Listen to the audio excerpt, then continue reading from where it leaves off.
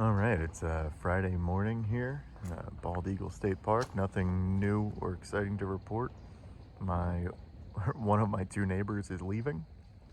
Um, yeah, it's a morning. It's kind of chilly.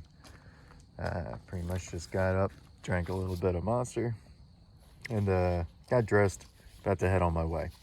But thankfully, I remembered to consult the Common Birds pamphlet that I kept mentioning yesterday. Unfortunately, though, it's a little disappointing.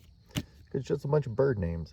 And if you didn't already know what these birds look like, you'd have no idea. So, yeah, looking through this, though, thankfully, Kingfisher's here, so I'm pretty sure I'm right about that one. No idea about those little birds that I originally thought were hummingbirds. I don't think that's close. Green heron, I'm leaning towards, is probably what I thought was an egret, because it was a color of that kind of bird that I'd never seen before. It was real dark. I thought it was actually like black. Who knows? Those little guys, I have no idea. Let's just guess. I'm going with willow flycatcher or spotted sandpiper. I don't know. They look like they would catch some flies or pipe some sand, I guess. I have no idea. Yeah, so gonna make some moves in a minute here. This is sort of the back end of the loop around the campsites on this side of the lake. Back where it bends is actually the start of one of the trails. There's only two trails on this side of the lake, but one of them is actually supposed to be the most difficult one in the park. So I'm going to start with that. It's the Lakeview Trail. I think it's something like 4.1 miles, something like that. Who knows? I'm going to head on down there. I'm going to check that out. And then I'm going to go see if I can't find that largest tree in the park. Let me just say I'm going to be real disappointed if that's not a big tree. So, should be good though. We'll see what there is to see.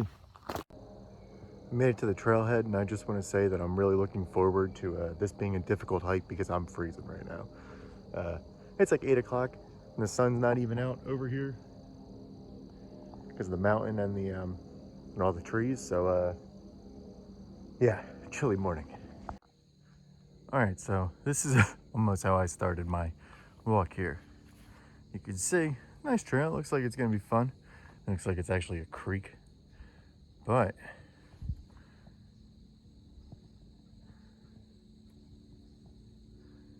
yeah, see that?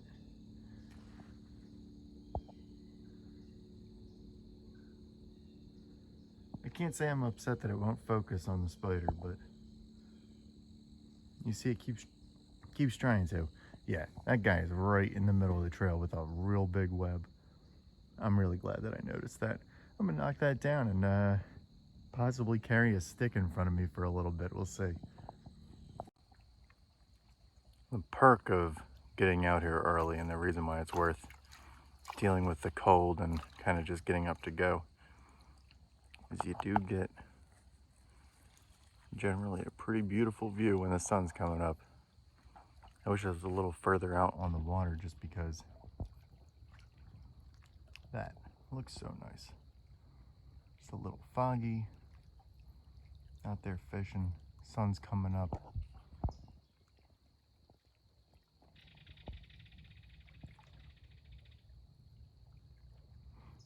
Random unidentified birds are out here. It's nice.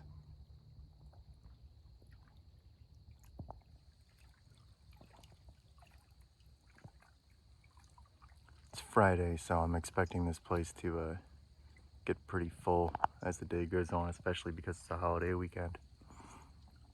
But right now, just being able to enjoy the lake.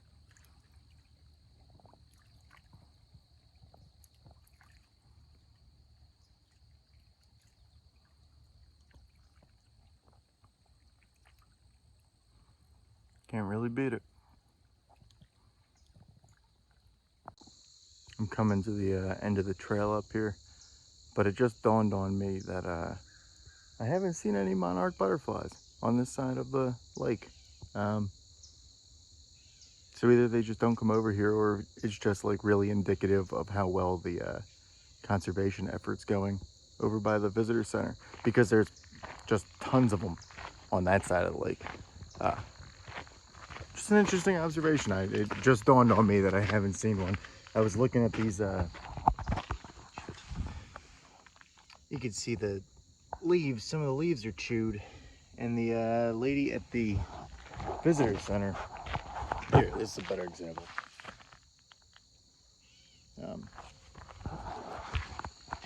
They had, by their like monarch butterfly display, they had just examples of what to look for, and it's caterpillars obviously will eat the leaves, and then they'll lay eggs around. I haven't seen any eggs or anything that even resembles eggs. Fuck, I stopped doing the stick for 2 seconds and get covered in spider webs.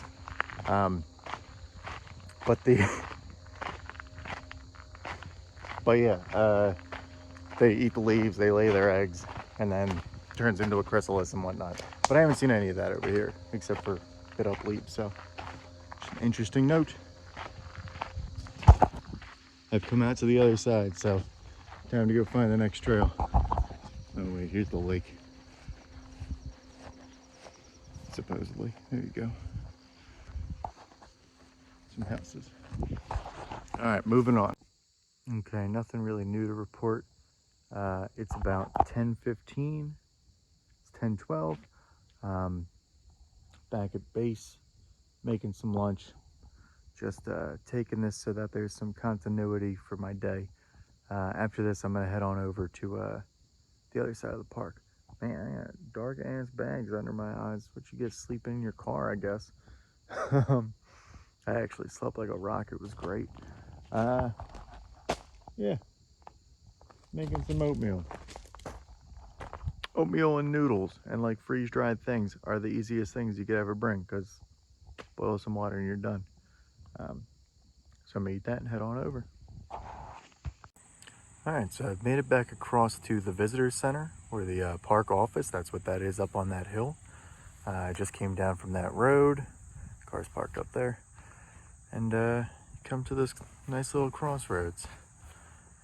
So you can see a lot going on this side. I'm gonna just move it along to the right in a second, but lots to do over here. Gotta say, it's a really big park. It seems really nice so far. So, I mean, this was the one I was looking forward to most after Pima tuning, and yeah, it's definitely holding up to that. It might be actually my biggest recommendation for people, but remains to be seen. We're gonna check it out first. All right, so I've made it over to the marina. Got a nice view of the lake. Pretty much what you'd expect, though. It's full of boats. It does give a nice far view, though. Should probably snap a picture of that at some point. It's pretty cloudy out today, which I'm not upset about. I didn't put on sunscreen, so hopefully that doesn't come back to bite me, but we'll see. Got my hat either way. Also, more importantly, belted kingfisher. I mean, look at that guy. I'm pretty sure that's what we saw yesterday, so yeah. I can identify officially like 3 birds. There we go. All right, moving on. All right, so I went back to the crossroads and then I went to the right. So I'm making my way that way, but I just want to say there's quite a few of these sort of bird boxes. There maybe some more up there too. They're apparently designed for what's called cavity nesting birds. I don't know what type of birds that entails. I'm sure things like warblers and I don't fucking know what warblers are. Either way, it's pretty cool though, just to see such an active conservation effort. Just because you see in a lot of these parks, like, all right, you're gonna have some bird boxes, some bat boxes, just some different things for the animals. But even in the water, there's like things designed for the panfish, like little grids with different like slats that the fish can grow in and whatnot. It's pretty neat. It just seems like this park really has a lot going on in terms of active conservation efforts, and someone who loves the outdoors, I just really appreciate that. So it's kind of cool to see. What's not cool is just walking on this paved path. Here comes cars. So I'm gonna go. Hopefully there's cool stuff up ahead. Okay, so that's where I came from. But you can see I've made it into what appears to be the main park area. I'll zoom in a little bit. Some bathrooms, some parking areas. There's a volleyball net over there. Some facilities. There's the beach down there. I know that because there's a sign here. You can see all sorts of stuff going on over here. So to the right, obviously beach areas. I'm gonna start by walking down over there. It's kind of a peninsula. I was looking at the maps, and then I'm just gonna come back down. From there, ahead is the Nature Inn. Honestly, I have no idea if that's gonna be like some ecology thing or if it's gonna be like an actual restaurant or an inn. Who knows? And then overlook sledding area is that way. That seems to be the scenic point.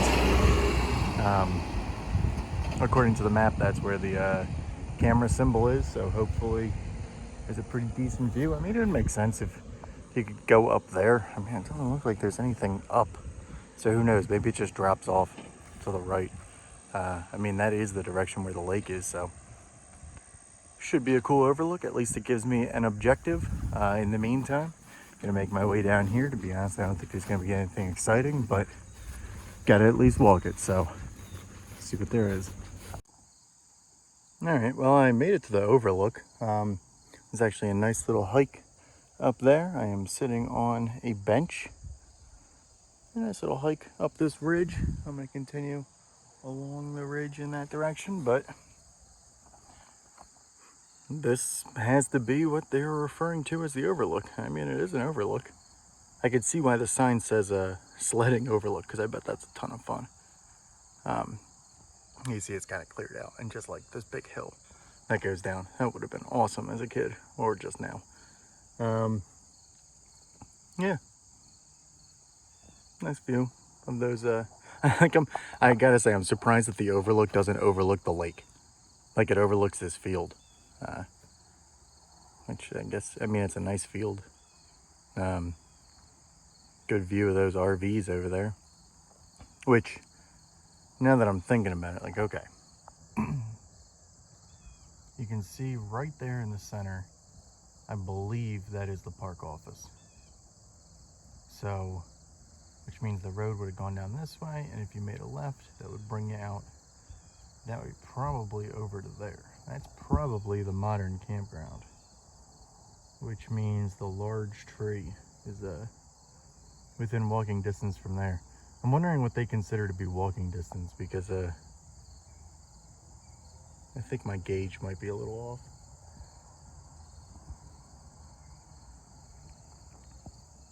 I can tell you there were some pretty big trees back when I was walking up this ridge.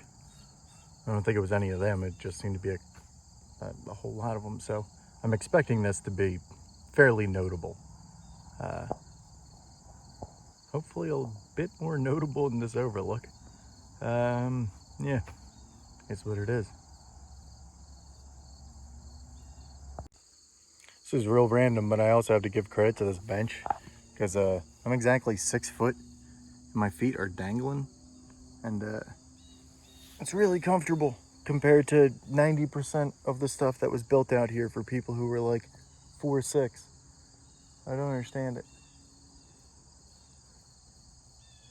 If you climb out of your little Keebler house inside a tree and need a place to sit, yeah, doesn't do it for me, so it's a nice change of pace. Just as an example, as I walk along here, so I mean, like, these aren't small trees out here, so I'm really expecting this large tree to either be by itself or just be that exceptionally large, because I mean, it's pretty old forest here, so guess we're gonna find out.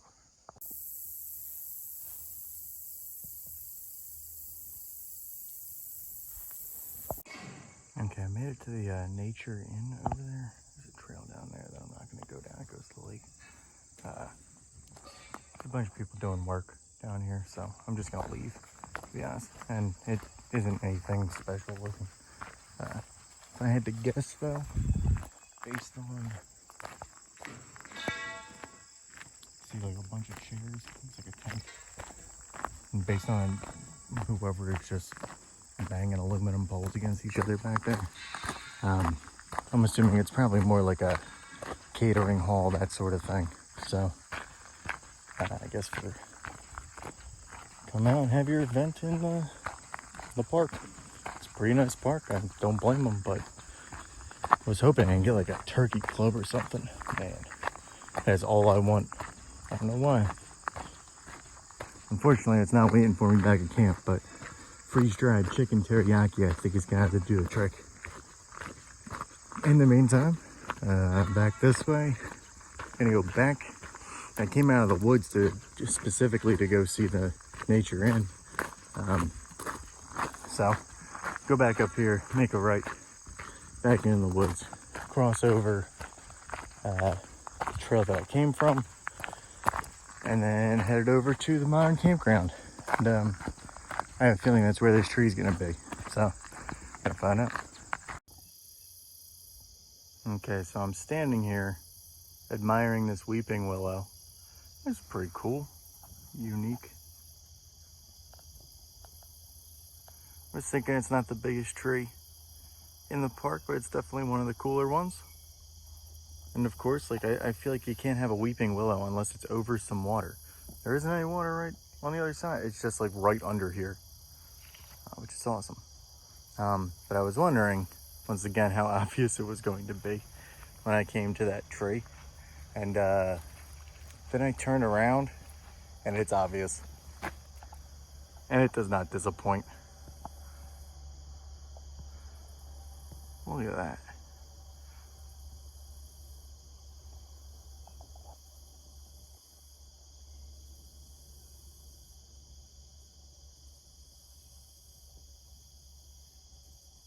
I mean, the camera doesn't even do it justice, and it does look cool in the camera, but man, that is impressive. I'll put my hand up against it again.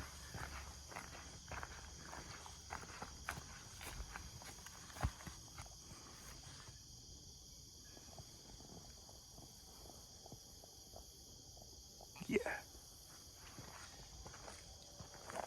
That is an old tree. It is very cool.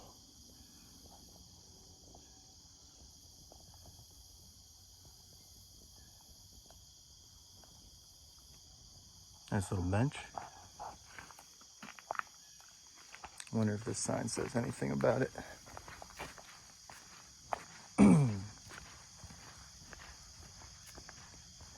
Champion Tree of Pennsylvania. That's awesome. This magnificent tree is the largest recorded swamp white oak growing in Pennsylvania.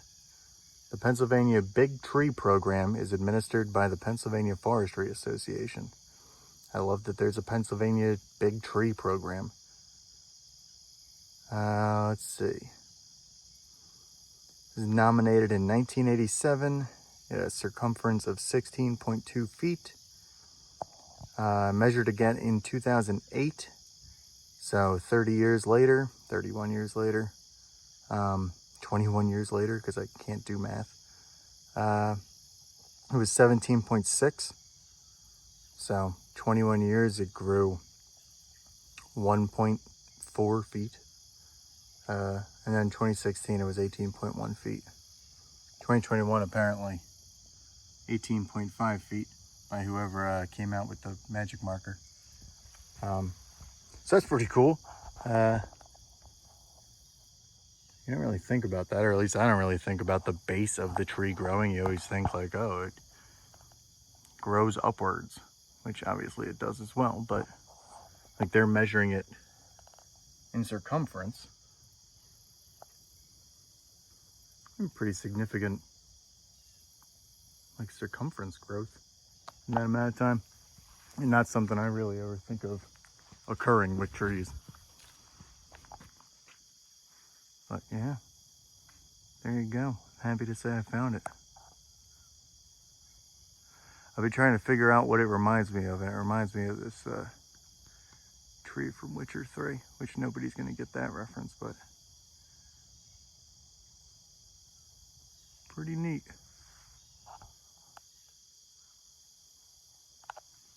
All right, so continuing on, I don't know what else. There's going to be anything interesting to see. Probably not worth filming since it's going to be like campgrounds.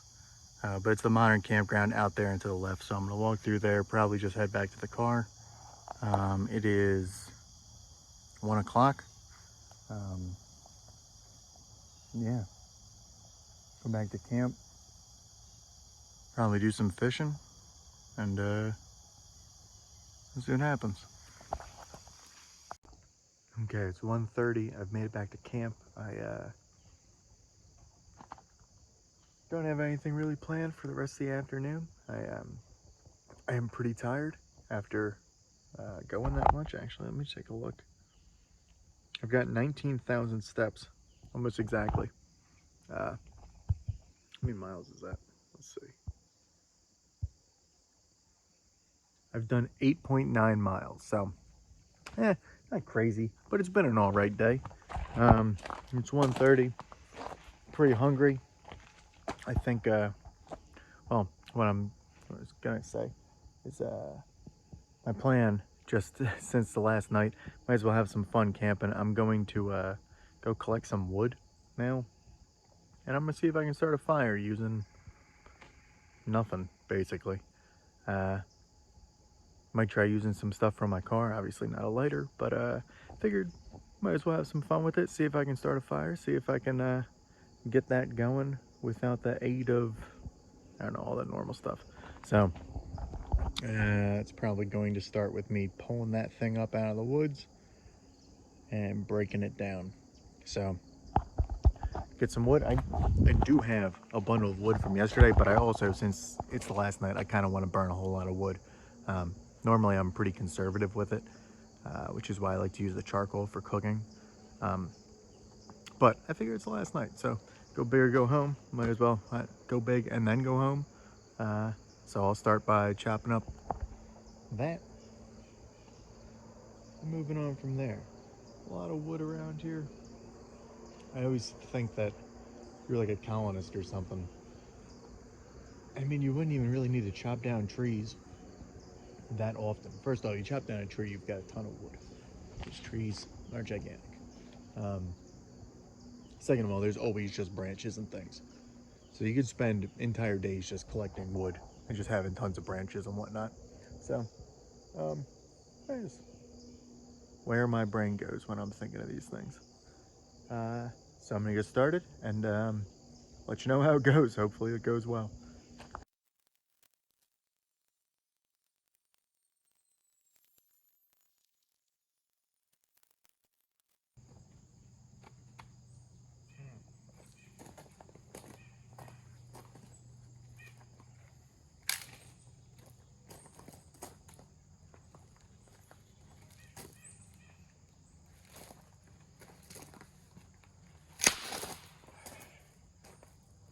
Off to a good start. I don't think that's going to be possible for too much longer.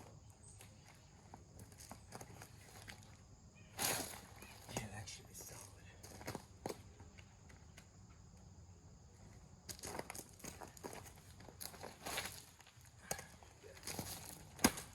That ain't happening.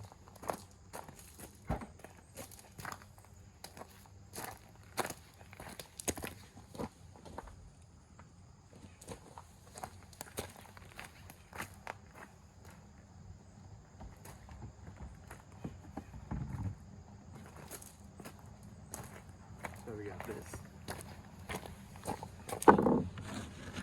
Just something to drink.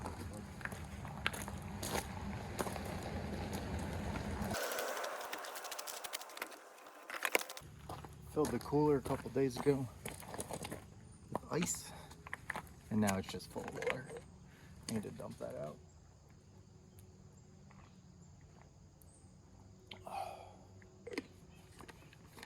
Keeping everything cold still though.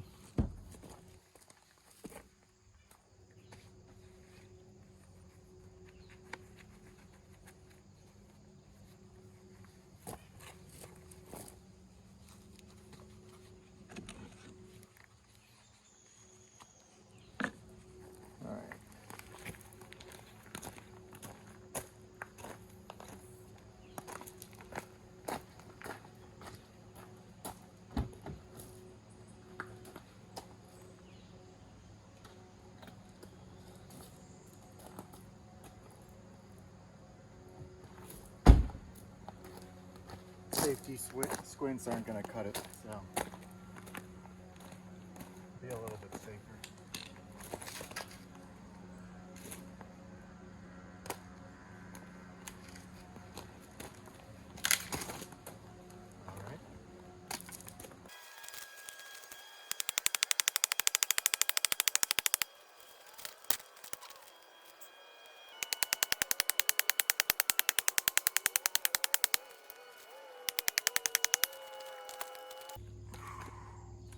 Pretty solid right here.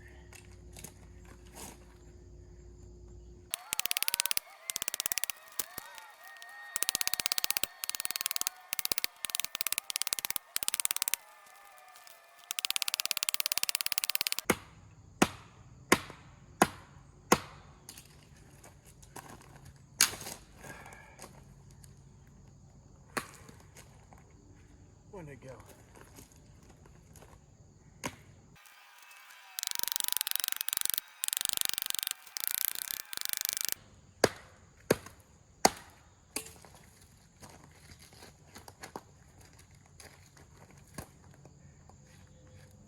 How is that even possible?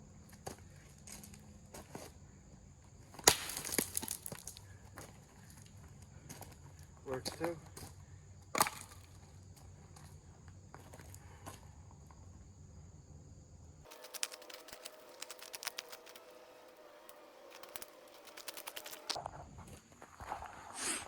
All right, we got our wood piles, along with our big wood pile over there. So now what we need, I'm going to attempt to do, is make a, essentially make a bow. Instead of rubbing two sticks together with your hand, which you could do in kind of the same method, if you can make a bow, it makes it easier. That is assuming I can remember how to do this. So gonna see if I can set that up, and assuming I can, I'll be back in a minute. Okay, so still here prepping the wood. One of the things you're gonna need to do, also started the bow over there. One of the things you're gonna need to do before you even start trying to make an ember is to make sure you get the fire ready.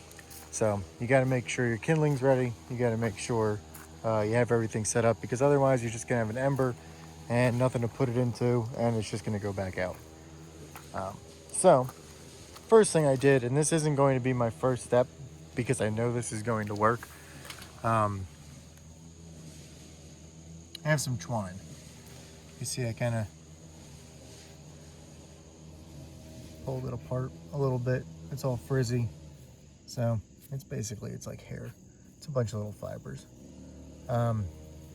You get an ember into here and blow on it a little bit, it's gonna light up. So that's going to happen. I keep twine in my car specifically because A, it's disposable rope and it's awesome. Don't underestimate how useful that could be.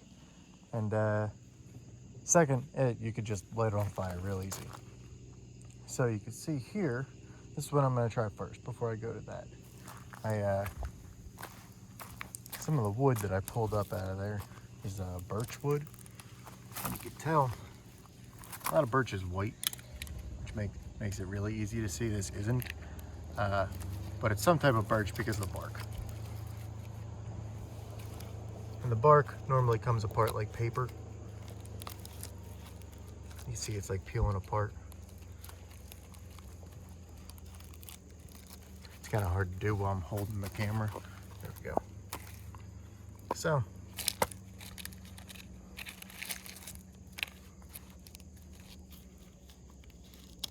pull some more of this off. It's actually pulling some of the wood off, which is why it's a little thicker, but. So you can see it's really thin, obviously because it's bark, but even more so than normal bark.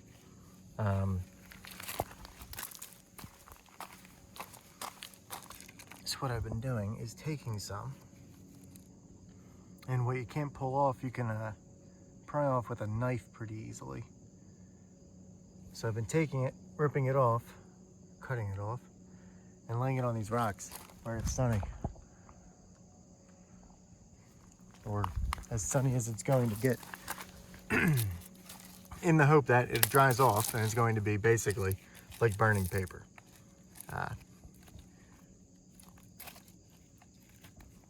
There's not a safe way for me to be doing this, so I'm not going to. But normally what I do is cut right down. That wouldn't be a good spot, but I'm gonna cut right down there, and then you can peel it on both sides. It's really easy.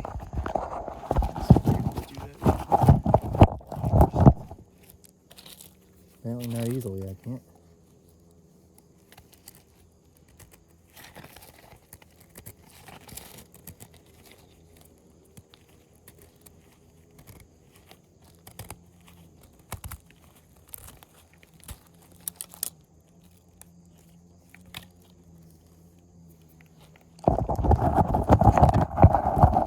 Okay, got some of it off at the top, made a cut straight down, and now, where's my knife?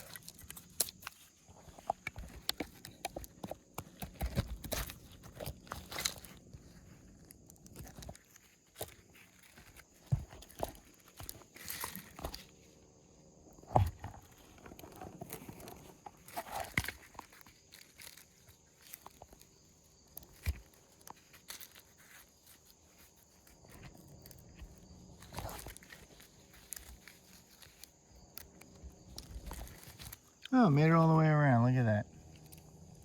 That is the goal. So yeah, you can see how that's done. Take this, super thin like I was saying. It's basically like a leaf, but a little bit thicker than that. So I'm gonna continue to do that a little bit more.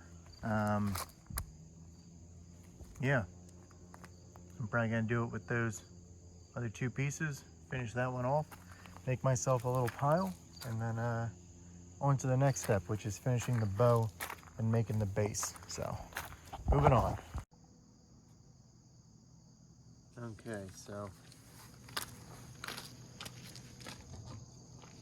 I've made the bow with the stick, whittled down the edge a little bit to make it a little bit more of a point. Now I'm gonna make a base. And then let me attempt to actually make one. So let's see.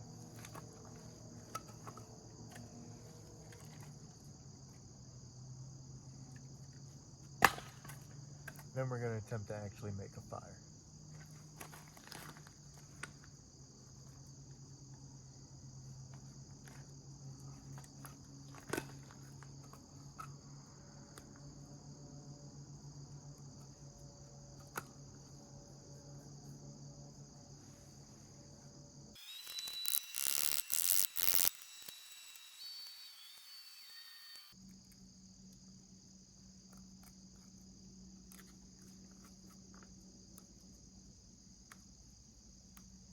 What I'm doing is trying to make a space to drill into and for the ember to go.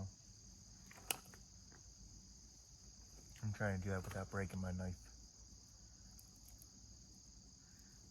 This definitely isn't good for it.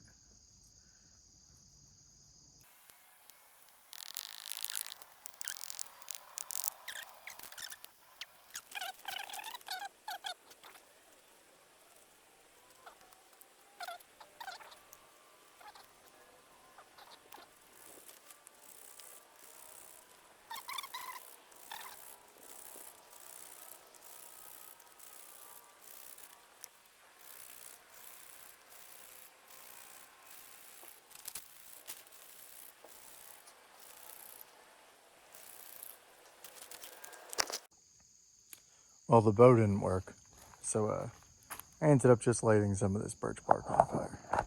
So to demonstrate though how good this is,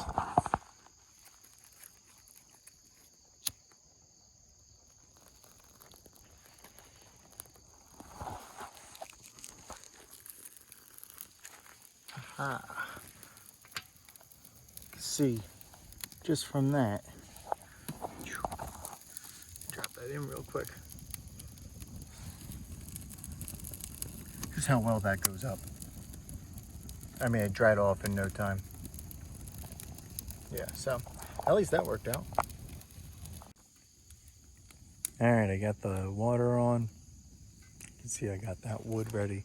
Got more wood, lots of wood. I have so much wood. So just gonna be burning all night, which is great. That's what I was going for.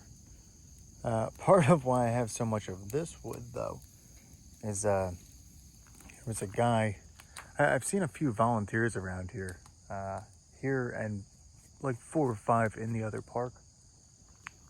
And this guy was weed whacking, and he was kind of going campsite to campsite, and I saw him slowly meandering down.